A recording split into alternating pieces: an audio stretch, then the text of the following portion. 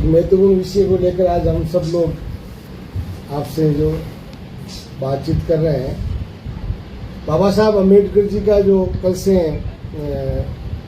Bharatiya Janata party की तरफ से सम्मान अभियान तो देश भर में हमारे राष्ट्रीय अध्यक्ष जी के नेतृत्व में, इससे आज दिन से लेकर जो हमने पूरे जिले में जो 4 प्रतिमाएं बाबा साहब की लगी हुई है, उन प्रतिमाओं की साफ सफाई से लेकर शाम को दीप जलाकर हम इस कार्यक्रम का शुरुआत करेंगे और आगामी 25 तारीख तक देश भर में और इस जिले में भी बूथ लेवल पर हम जन जागरण अभियान छेड़ेंगे।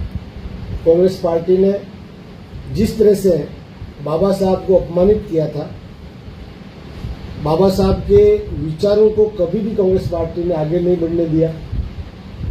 यहाँ तक कि बाबा साहब को भारत रत्न भी भारतीय जनता पार्टी की समर्थित सरकार के समय दिया गया।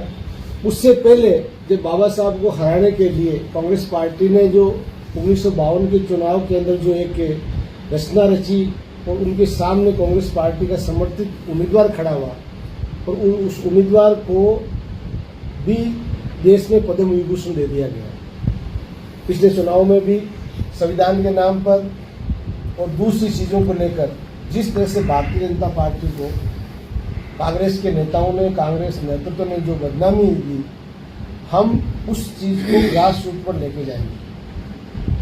हमने अभी जिले के अंदर 3 एक संयोजक जो हमारे जिले के महामंत्री हैं, 3 सह संयोजक हैं, पद्म जी सांसद, हमारे भिकाराम जी मेघवाल और एक अनिता जी देवड़ा, ये तीनों चारों कार्यकर्ता जिले भर के अंदर प्रवास करेंगे। हम विचार गोष्ठियाँ करेंगे विधानसभा लेवल पर।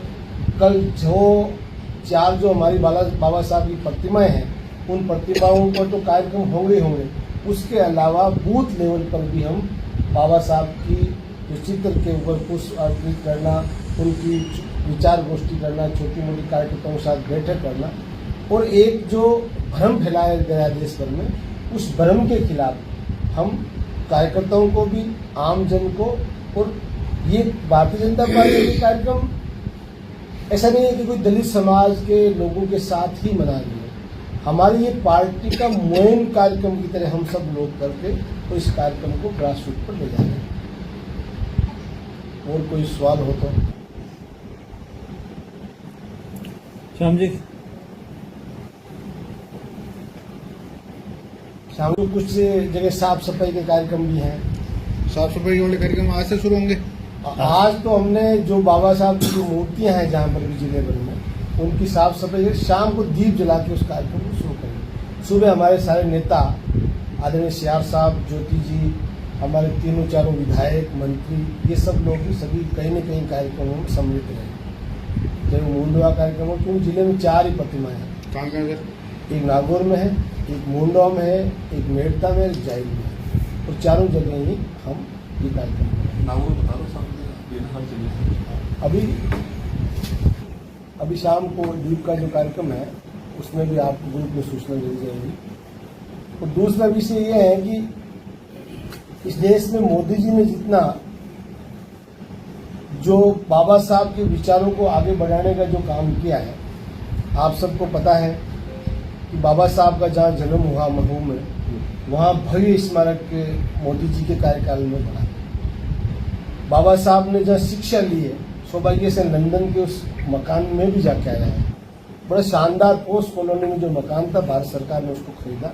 उसको एक अंतर्राष्ट्रीय स्तर पर बाबा साहब के विचारों को आगे बढ़ाने के लिए वहाँ लंदन में भी ऐसा काम किया गया। तीसरा, जहाँ बाबा साहब का शिक्षा हुई नागपुर के अंदर, जहाँ उन्होंने बौद्ध धर्म की शिक्षा ली थी, उस स्थान को भी बड़ा भव्य बना के भारतीय जनता पार्टी ने काम किया। चौथा, जहाँ बाबा साहब की दिल्ली के अंदर देहांत हुआ, उस जगह को भी बड़ा भव्य स्मारक बनाया गया है।